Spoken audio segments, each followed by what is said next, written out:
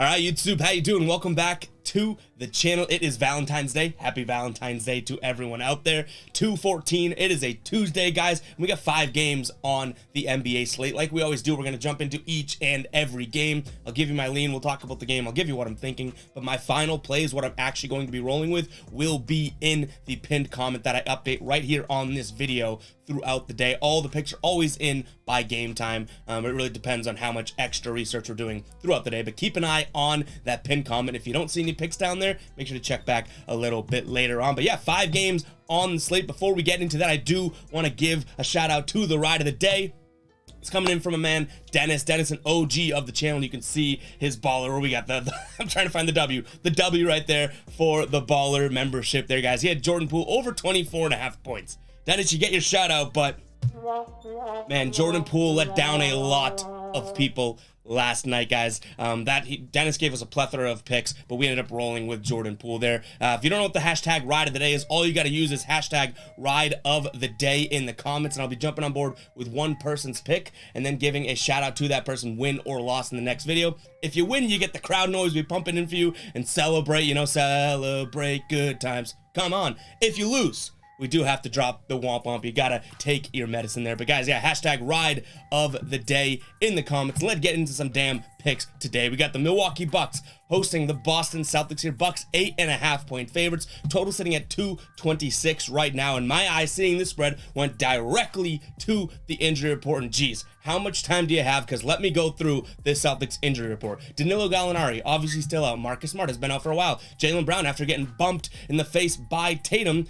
he's been out for a while now. Malcolm Brogdon is probable. Jason Tatum is doubtful. Robert Williams questionable. And Grant Williams questionable. Literally the Celtics team, like 1 through 8, are either out or questionable in this game, which is pretty crazy here. On Milwaukee here, Chris Middleton's probable, Giannis is probable, and Pat Connaughton is probable, but all listed on the injury report. That is worth noting here. That makes sense now. Last time these two teams played, which was Christmas Day, the Celtics won 139 to 118. So when I saw this spread, I was like, oh, there's got to be injuries.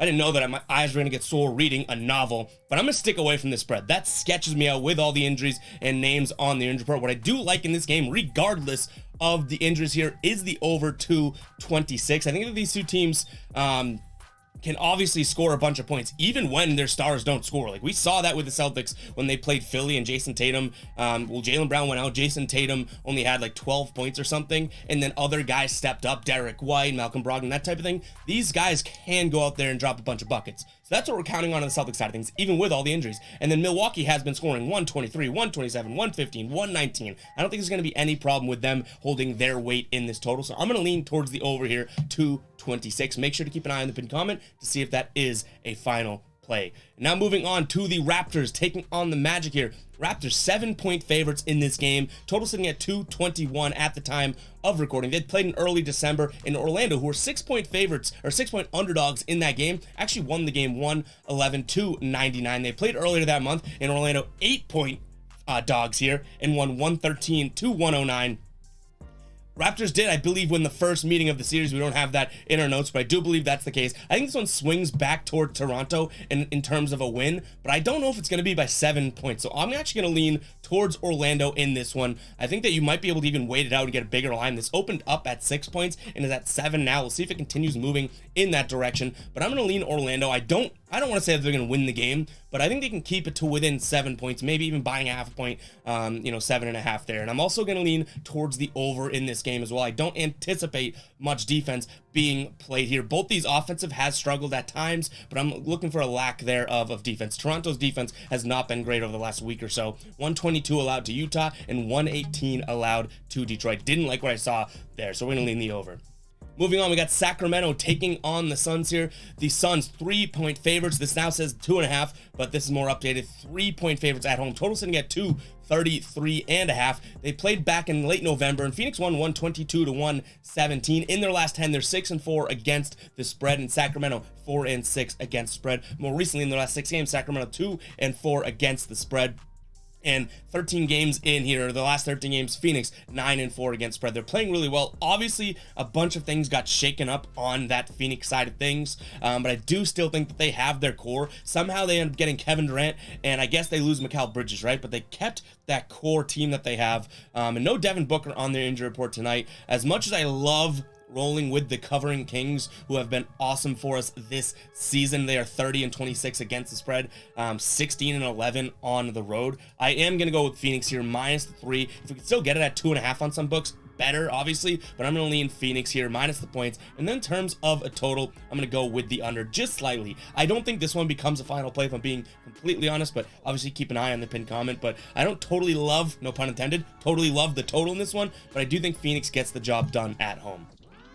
Moving on, we got the Clippers taking on the Warriors here. Clippers 8.5-point favorites, total sitting at 226. Steph Curry obviously still out for the Warriors. Klay Thompson is questionable in this one. Gary Payton out, and Andre Iguodala is questionable for the Clippers here. Batum is questionable. Gordon's questionable. Mason Plumlee's questionable, and Bones Highland questionable. Those last three names obviously we're getting in the trades here.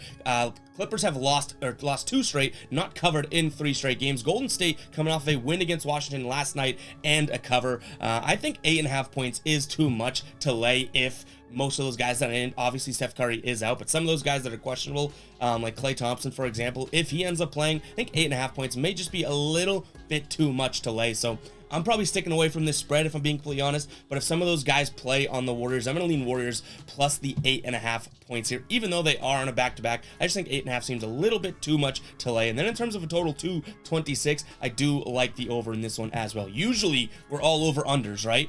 Today, we're liking a lot of overs on the board. Speaking of that, moving on to Washington taking on Portland here. 3.5-point favorites are Portland here. The total 235.5, and I just kind of gave it away. I also like the over in this game as well, even though that is a rather high number here. Last time they played, they scored a total of 240 points. Now, that was back, what was it?